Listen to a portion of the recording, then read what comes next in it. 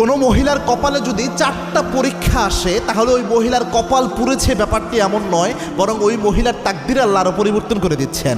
4টা পরীক্ষার মাধ্যমে আল্লাহ রাব্বুল আলামিন তার সম্মান বাড়িয়ে দিতে পারেন। সুবহানাল্লাহি বিহামদি। খুব চমৎকার একটা বিষয়। মা বোনদের ক্ষেত্রেও ইসলামে অনেক ইনস্ট্রাকশন রয়েছে। আমরা বেশিরভাগ ক্ষেত্রে আলোচনার সময় অনেক বন্ধুরা অনেক সময় কথা থাকে, হুজুর শুধু পুরুষদের জন্যই তো ওয়াজ করেন, আমাদের কি কোনো কিছু নাই? মা বোনদের 4টা এমন বিষয় জীবনের সাথে জড়িত রয়েছে, এটা খুব গুরুত্বপূর্ণ বিষয়। তার মধ্যে 1 নাম্বার হচ্ছে, কোনো নারীকে আল্লাহ রাব্বুল আলামিন যদি ভালোবাসেন বা কোনো নারীকে যদি আল্লাহ পছন্দ করে তার জীবনের গুনাহ মাফ করাতে চান, সফলতার দিকে নিতে চান, তাহলে 1 নম্বরে আল্লাহ রাব্বুল আলামিন অনেক ক্ষেত্রে অনেক নারীদের জীবনে অপবাদ দিয়ে তাদের জীবনে আল্লাহ পরীক্ষা নিয়ে আসেন। কেননা মিথ্যা অপবাদ এমন জিনিস, আল্লাহর হাবিব সাল্লাল্লাহু আলাইহি ওয়াসাল্লাম জানিয়েছেন, এই পৃথিবীতে যত কবিরা গুনাহ রয়েছে, কবিরা গুনার মধ্যে সবচেয়ে বড় কবিরা গুনাহ হচ্ছে 3টা।